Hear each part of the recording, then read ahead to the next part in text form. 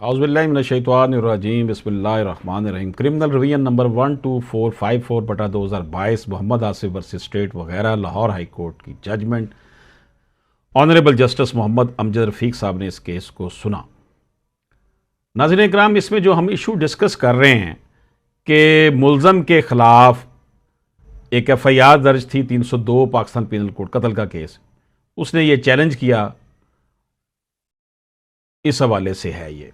अब इसमें जो हम इशू डिस्कस कर रहे हैं वो ये है कि whether it is mandatory for the court और मजिस्ट्रेट टू रिकॉर्ड रीजन और observe legal formalities while declaring the accused as an approver and what is procedure to tender pardon to an accused.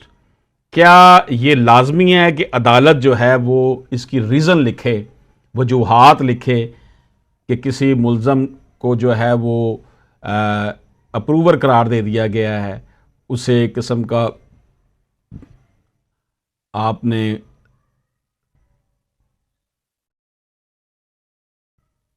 दे दिया गया, सरकारी गवाह बना दिया गया है, तो उस हवाले से क्या है। और इसका मुलज़म को माफ़ी, पार्डन मीन माफ़ी देने का, what is procedure to tender pardon to an accuse को माफ़ी देने का क्या तरीक़ाकार है। तो इस हवाले से हमारे सामने ये जजमेंट है। सेक्शन 337 और 338 जो हैं क्रिमिनल प्रोसीजर कोड के, ये अलग-अलग डील करते हैं उन सिचुएशन को जिसमें ऑफिसर इंचार्ज ऑफ प्रोसिक्यूशन या अदालत जो है वो माफ़ी दे देती है। सेक्शन 337 CRPC का डील करता है उस सिचुएशन के पे जब केस इन द इन्वेस्टिगेशन और इंक्वायरी और pending trial before a magistrate, जब मजिस्ट्रेट के पास कोई ट्रायल पेंडिंग है या इन्वेस्टिगेशन में कोई चल रहा है केस, तो उसको जो है 337 CRPC के तहत देखा जाएगा। और अगर सेशन कोर्ट में चल रहा है तो उसको फिर, या हाई कोर्ट में चल रहा है तो उसको 338 CRPC के तहत देखा जाएगा। Section 337 CRPC talks about the condition and recording of reason for tendering pardon to the accused।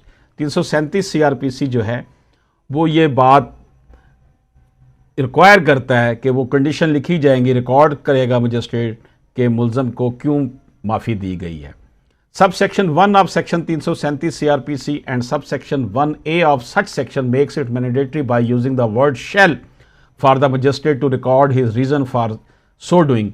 इसमें शेल का लफ्ज़ इस्तेमाल हुआ है, यानी कि लाजमन मजिस्ट्रेट साहब लिखेंगे कि इसको माफ़ी क्यों दी गई है सजा। Primarily an offer to tender pardon to the accused during the investigation is the function of police as mention in rule 25.29 of the police rules 1934। अगर तो इन्वेस्टिगेशन के तहत के दौरान माफ़ी दी गई है, माफ़ कर दिया गया, तो 25.29 पुलिस रूल 1934 के मुताबिक होगा। But they could not offer it except as mentioned in sub rule 2 of the above rule. It was the practice that once it is decided to offer a pardon to the accused, he must have been taken to the magistrate in order to tender the same, and magistrate under sub rule 2C of the above rule could make inquiries as to circumstances leading up to the confession, and police officer shall invariably furnish so far as in their power information required of them in this respect। अगर वो उसको accused को उन्होंने माफ़ कर दिया है, pardon दे दिया है, तो वो फिर मजिस्ट्रेट के सामने पेश करेंगे और मजिस्ट्रेट सारी इंक्वायरी करेगा कि इन्होंने इसको क्यों माफ़ किया और वाकई दुरुस्त तरीके से इसको माफ़ी दी है। इसी यही हाल जो है वो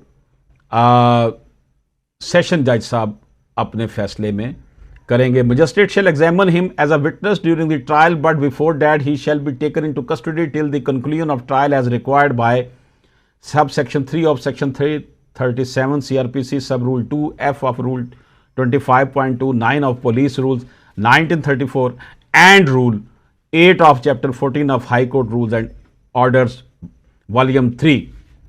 तो नाज़रीन इकराम, ये हमने आपकी खिदमत में जजमेंट पेश की जिसमें यह कहा गया है कि whether it is mandatory for the court और मजिस्ट्रेट टू रिकॉर्ड रीजन और observe legal formalities while declaring the accuse an approver, जब उसको अप्रूवर का सुल्तानी गवाह बना लेते हैं या सरकारी गवाह बना लेते हैं, उसका प्रोसीजर और जो माफ़ी दी गई है उसका प्रोसीजर बताया गया है। गोया कि इसमें हमें 337 CRPC और 338 CRPC का फंक्शन बताया गया है। अशरफ आसमी एडवोकेट को इजाज़त दीजिए। अल्लाह हाफिज़।